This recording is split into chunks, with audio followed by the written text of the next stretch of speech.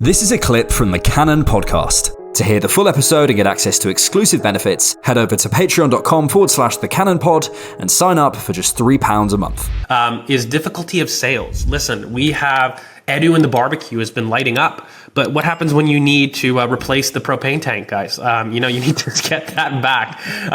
You need to sell on that old brush and get a new one. How do we end up selling old barbecue parts? It's a difficulty in this market, A lot of meat. Very expensive. I'm done with this joke. But Alex, in serious fashion, sales are an issue with this club.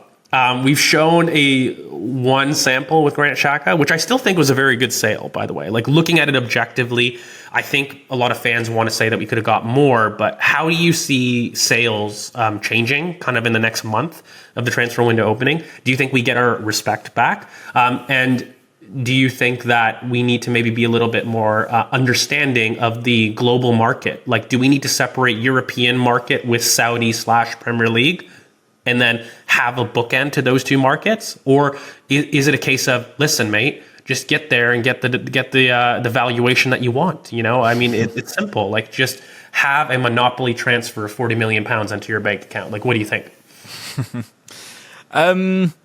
Yeah, it's not easy, and I think people, you can almost split the market into two, and you have the best players move first.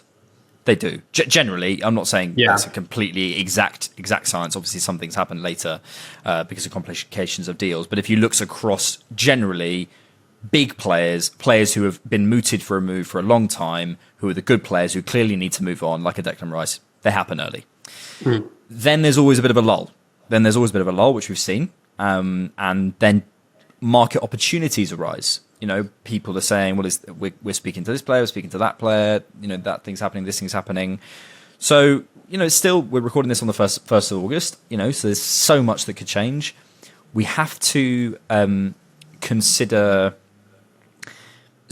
a big thing for me is the idea of, like, order of business does not equal priority. It's a huge thing. I think people really confuse it. This idea of, like the David Raya thing. People go, well, why are we signing a keeper? We've got other issues. It's like, we absolutely do, but this is the order that it's come up in. This. Maybe there was an idea that we would go out and get this keeper done, or get an experienced keeper later on in the window, or maybe this is just something that's come up in the window and it's an opportunity we want to go after because we really love the player. That doesn't mean we don't think there's bigger priorities in the squad, or bigger priorities for the team to improve. So I'm sure we're working on sales. I'm sure we are. I'm sure we're, Austin Trusty going to Sheffield United for a loan. Thank you, Austin. I went back and listened to an old podcast of mine. I called him Aaron Trusty. That's how much I cared about him. So yeah, I feel like we should have got some of that Saudi Arabia juice. Like, it feels like we've just been like the one club in the world who's missed out on that. Maybe we could have got it with Partey. Surely there's a Saudi club that wants Cedric or Pepe or someone like that, but supposedly wages. But I just think realistically with sales, I am patient and I want to be patient. There's still a month left. I just feel we have to judge the window after it's happened, because we just don't know what the conversations are. It's so hard to be like, we should be getting sales done, purely because it would make me feel better when I have absolutely no idea what is going on in the boardroom. I'm sure there's conversations going on, but the priority of business, the order of business, i.e. getting those incomings in, getting smaller players out, smaller in terms of value, whatever, players out, doesn't mean we aren't prioritizing other things. It just might mean the opportunity hasn't come up. So I'm patient. If, by the way, we're sat here on the 2nd of September or whatever it is, and we haven't got the business done, I'll be fuming, because we needed to get something done this summer. And the idea that we just couldn't sell any of our assets, especially from a position of strength, when that has been my excuse for Edu for so long, that we're not in a position of strength, I will be fuming, and I will, I'll be very angry, Mr. Gaspar, and I'll on your barbecue.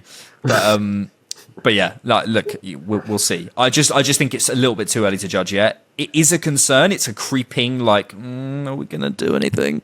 But we'll see. Yeah, you know what? We start out so strong. I think that our news comes in floods, and I think that there's been a lull in the market. But when I look broadly, by the way, I think the transfer market's going to explode really, really soon. in terms of just It has been broad. quiet. Mikhail said it, actually. Yeah, and the global market kind of reflects kind of your ability to do business in a way, right? Like I look, Lukaku, Vlahovic, that's going to start something in terms of, the striker debate, the Højlund moving, Holland of it all, Dembele to PSG. Like the global market will start to turn. You can see things moving right now slowly. I'm with you. I'm somebody that felt that we just don't get value for our players. Let's stop beating around the bush. We don't.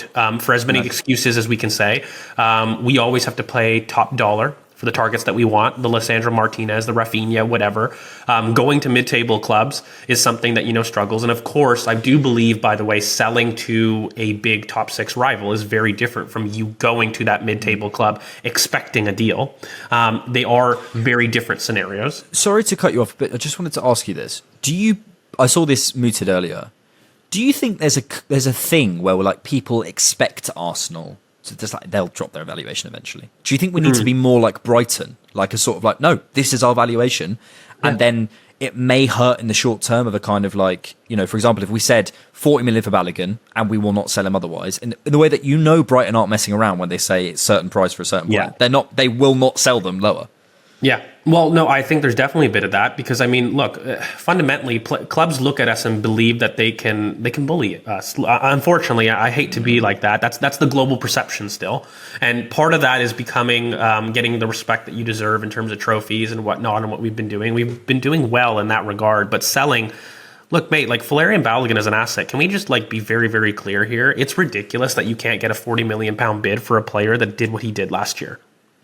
Rasmus Højlund, if you look at it, and you made the point, again, it is very different when a top six club is buying you as opposed to a mid-table club or somebody without money. And I think that when you have to separate the market into a European and a Premier League market, I think that reigns true more than ever. When you talk about kind of the monopoly the Premier League has, it's more in a selling aspect than it is a buying for me. And that's because when you do look at a European market, you're looking at a £35 million as the top end range that the European market deals with. Fundamentally, even the top teams down there, and even look at Bayern. They offered a loan for David Raya. Unless you're buying a huge big name striker or the big superstar positions, £35 million is kind of the market set at a lot of these European clubs. And of course, in the Premier League, that's chump change. And you've got Brendan Aronson, who's potentially going for something like £35 million, and the mooted prices start there for a lot of very good players in the Premier League. So unless you've got a seller that's to the Premier League, you have to maybe adjust your expectations.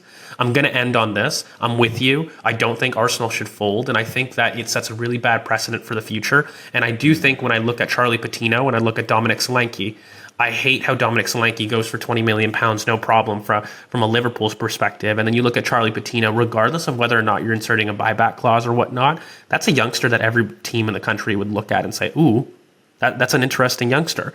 And to do that and to talk about £8 million, £10 million, I'm not comfortable with admitting that we don't get value for our players. And I think that needs to change. So I'm kind of with you in that aspect. Thanks for checking out the Cannon Podcast. To get full episodes and access to exclusive benefits, head over to patreon.com/thecannonpod and sign up for just £3 a month.